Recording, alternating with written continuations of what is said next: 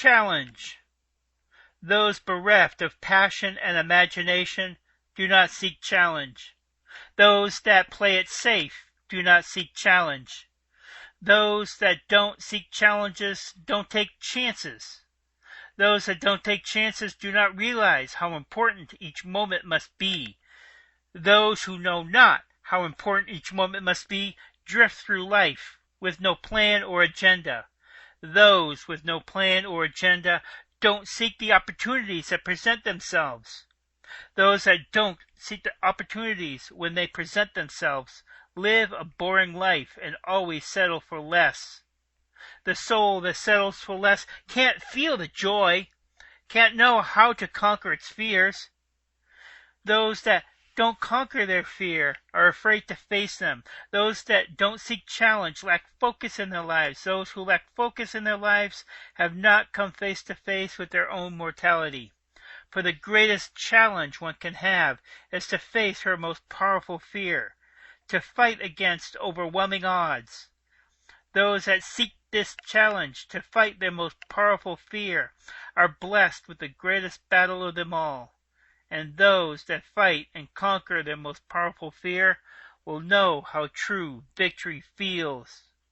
And it feels awesome. Begin your journey.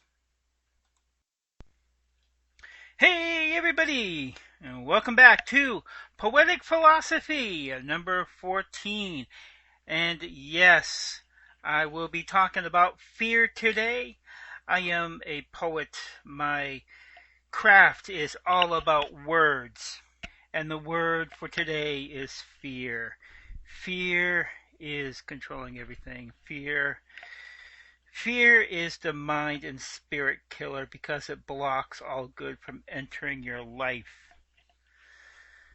So we're going to talk about many things about fear and the opposite of fear. Do you know what the opposite of fear is? Well, that's going to be coming up in a few seconds here as we continue. Here it is.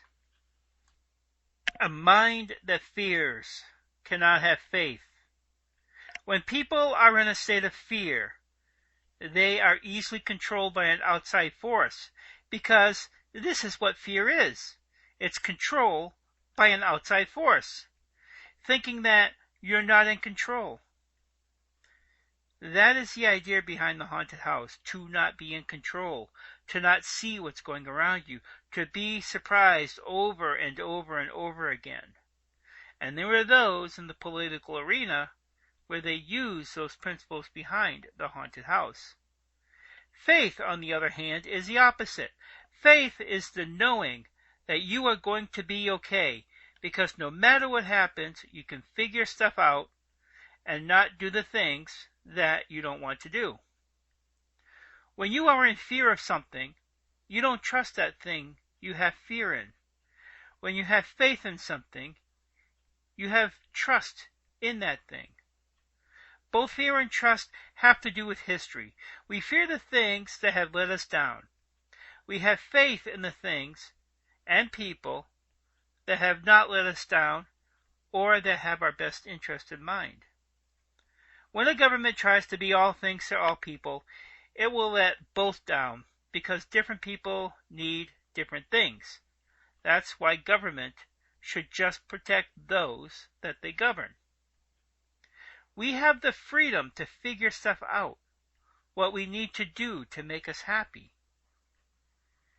In the Constitution it says we have the right to life, liberty, and the pursuit of happiness, which means we get to live life the way we want to, without being confined or forced into servitude or forced into a labor we don't agree with by a person, business, or government. We also are free to find out how we can be happy in this life. Fear is the opposite of life, liberty, and the pursuit of happiness. Faith is the realization of life, liberty, and the pursuit of happiness. Fear is when we let another determine our way, and faith is when we determine our own way. And when we determine our own way, we learn from our own successes and our own failures. The government doesn't let us learn from our failures. Talk to any entrepreneur, and they will tell you that same thing. We each came here to do our work. What is our work? We find it in our heart, in our knowing. And we need to be free to find our work. Yes, the government not only stops you from failing or learning from your failures, because this is how we grow. How we grow is we learn from our failures. But people in the government, people who are left-leaning, and even some people who are far right-leaning. Not so much on the far right, but more so on the far left. People want to slur, slander, and do negative actions to others who refuse to see from that other point of view.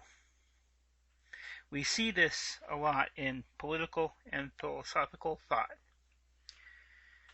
We must be willing to break out and look at new ideas, explore new ideas, and we also have to be free to, realize that maybe we went down the wrong path. But what can we learn from this path? So, the next poem I wrote quite a while ago, and actually that last thing wasn't a poem, more like an article. But this is more of a poem. It's entitled Fear. I wrote it quite a while ago, and you can find it in my book, My Soul's Journey. And it's entitled Fear. And yeah, it pretty much gives the picture to fear.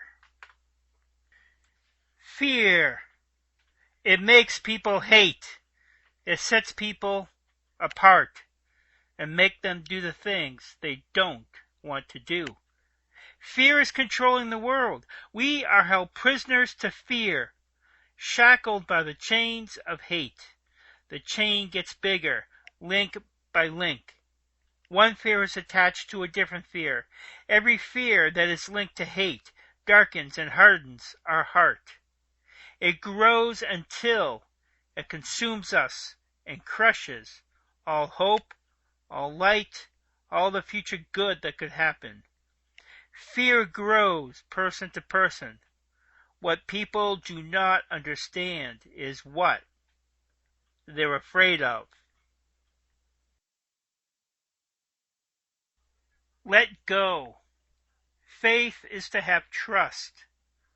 The truth that's within life. Find the jewel within. Yes, find that jewel that is within you, within each of us. And that's also another aspect of the type of people who have tried to use fear. Religions have used fear for many, many, many years. Instead of just talking about spirituality and talking about our experiences with the other side, because even though we are alive here in our current physical bodies,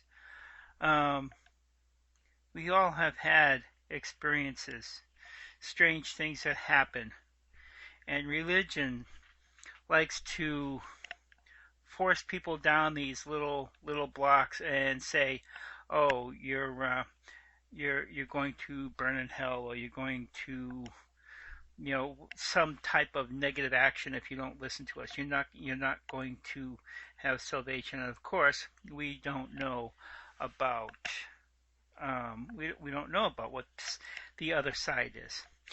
We have these experiences, but we're trying to figure it out.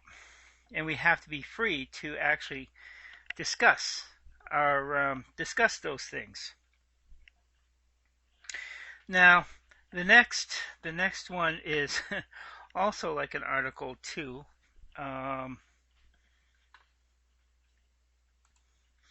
Yes, this next clip is going to talk about how to develop faith. Actually, the next two clips will discuss how to how we can have faith, where we can find faith. Where within ourselves can we have faith? Because, well, I'll let this piece that I wrote March 20th tell you about it. Here it is. March 20th, 2021. 46 degrees. Sun shines through the blue sky. The pendulum swings left to right and right to left. Freedom, a person's inner core. The outside tries to balance, tries to align with true north. True north is a soul.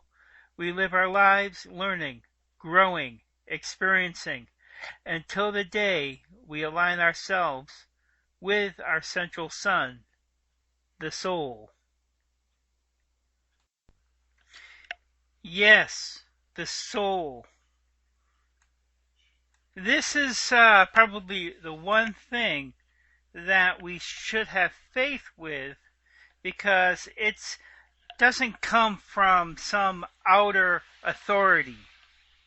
It comes from within. It comes from a knowing. The soul is our connection to the divine, to God, to the all, whatever names you want to use for that. And this is where we should have faith in. This is what we should learn to trust. And eventually, we all will trust in soul. Here is another poem I wrote March 21st. Continues along the same lines. I hope you enjoy it. March 21st, 2021. Find the strength within. True faith is found there. The light of soul, reflection of divine light.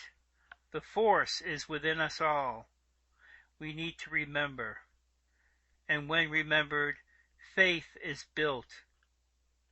The city on the hill, freedom to be, to do, and freedom to fail, to learn, to grow, to become what we choose. The personality shadow of the soul, the divine, the wisdom of the past, strengthens our faith, overcomes the fear. When we can become whatever we choose, in the shadow of the sun, in the cycle of life, smaller reflects larger, within this time, the golden time of life. We need to have the freedom to explore and find our gifts. Because when we entered this life, we're really not given a roadmap. It's really kind of chaotic. And we need to be free to find our gift. I will be talking about more about gifts in my next show, Poetic Philosophy number 15. This reminds me of a parable. I'm just gonna phrase it here shortly, trying to shorten it up a bit. But you can find the long version over at freeread.com. J.J. Dewey wrote this. And there's pretty much 4 people. they've died, and they enter the after realm, um, and there's two paths before them, and they each have to choose one path, and they can only choose, and only one can choose the path. So each out of the four people have to make their own choice, and you don't know where that path is going to lead you. But when you arrive at your destination, that's your destination. You can't go back. So the first guy, he went down one path, and he started hearing all these like spooky noises and stuff like that. And he was afraid, oh, maybe this is the path to hell. So I'm going to turn back around. I'm going to try that other path. So he did. He turned back around, and he went up the other path. He still heard the spooky noise and stuff like that, but he actually made a firm commitment to just continue to follow the path no matter where it leads. And he arrived at his destination. A sign popped out. He arrived at hell. The second person, well, he didn't want to take the path that the other guy took because he thought he heard wild animals on that path. So he figured he'd take the first path. So he took the first path. Again, he heard spooky noises, but he just made a firm commitment to stay on that path. And he arrived at his destination, and it was revealed it was heaven. Now, the person that wound up in hell, yeah, he was bummed and everything like that, but he didn't accept, the mindset. It's like, oh, maybe I can make things a little bit better if I have to be here. Maybe I can make things a little bit better, so my time will be a little bit more enjoyable. So he did, and he got other people to follow that, and eventually, him and all the other people turned that hell into heaven. And he came back and he changed the sign from hell to heaven. And then somebody appeared, the guy that actually gave him the choice to begin with appeared, and told him about that lesson. But he was also, the guy asked about, oh, well, what about the other three people? Well, he said the other person followed the path, and he wound up in heaven, and he's happy there. But he wishes he could have had a hand in making it. And the last two, they still haven't chosen, and they truly live. They're the ones who truly live in hell because they're afraid to make a decision to move forward. And there was also like another song that on my drive, I went to the White Mountains Saturday. I'm recording this on Sunday, and as I was like listening to the radio, and I just try and get to the mountains wherever I can because I find my inspiration there and healing. And it's nice to get out of the city for a while and just hike amongst the woods, even though there was still snow up there. Well, slushy, icy snow. But anyways, I was listening to a song on that, and the main line in there, I forget what the song was. It was like some indie artist, which I love indie artists. I used to play those all the time when I did my other podcast. And there was an image that he said, hell is paved with good intentions. And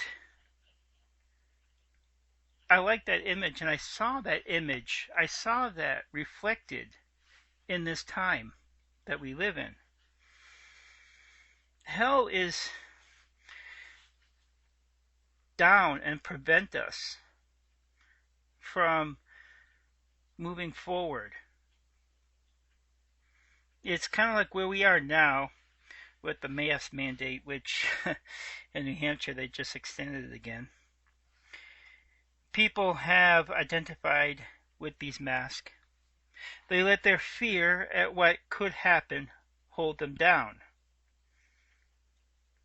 But eventually they're going to have to take those masks off. I mean, they can't live with those masks all their lives. You know, they will eventually want to take them off. But the longer they wait, the harder it will be to move forward and to remove the mask. That's why when I go in stores, I know the stores I can go in where I can go in without a mask, or go in and maybe mask up, but once I'm in the store, I slip the mask back down over my chin to kind of show people, don't be afraid. What do you have to fear? You know, I had the vaccine shot back in January, the second one, the Modern one, and I'm still here kicking around.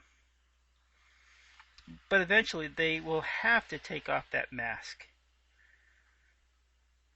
and live again. And the longer they wait, the harder it will be to move forward. And even though sadly this is where this country is, but I do believe eventually we will move forward again. Because one thing that is constant is change. Things are always changing. And this is where the true freedom is. This true freedom is in the choice. But we can't be afraid to make that choice. We have to have faith in our own inner wisdom. Have faith in our soul, our connection to the divine. And that is our connection to the divine, not what some religious person says we got to believe to be in that church. Because they don't know. They just want to control us. Just like the left wants to control us. Politicians want to control us. But I'm just going to leave this with like another quote. It's still kind of early here anyways. But I forget who said it, but it's like some person way back in time that's connected to making the Constitution. And he said that when people fear the government, there is tyranny. When the government fears the people, there is freedom. That is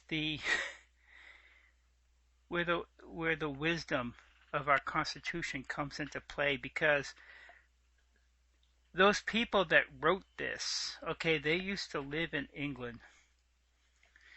And England was a lot more draconian than it is now. I consider England more like a little love fest of 60s hippies. No offense to the hippies out there. Even though I didn't live in the 60s, I do like the time, and I do like the energy of that. But they saw where the government can go wrong. And so from that experience of where and how the government could go wrong, they constructed this document that's been going strong now for what, 200-300 years? Because it's inspired. It's built upon experience. It's built upon freedom. It's built upon giving us a chance to find out what our gifts are, finding out what we are made of. So, I hope this podcast gave you all some food for thought. Thank you for listening. Live your life with purpose, passion, and drive. And I just have to do this quote. I'm a Yu-Gi-Oh player. I just gotta stick it in here. Life is like a Yu-Gi-Oh deck. Each card is a tool that can be used in creative ways to come up with unique solutions. So if you don't know what Yu-Gi-Oh is, look it up. There's tons of videos out there on YouTube. And with that, stay creative in the magic of life and have faith and don't fear. There's only one mindset to have, and I'd rather have the mindset of faith. Thank you for listening. Have a good day.